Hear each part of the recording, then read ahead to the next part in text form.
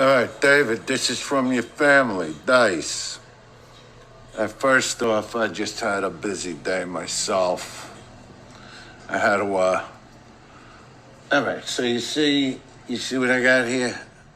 Now, I know what it looks like, too. It looks like iced coffee. Notice it's got the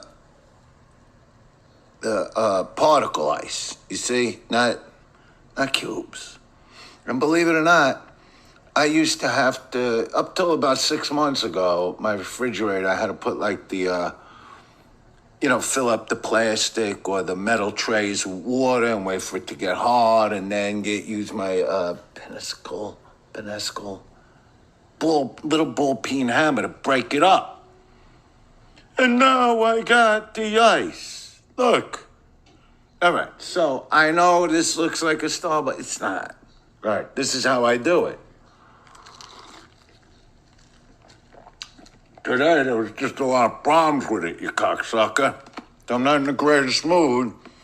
Have good luck in your lotto group, in your pool group, in your lotto pool group. Those cocksuckers, those dickheads, they win lots of cocksucking money in the lottery.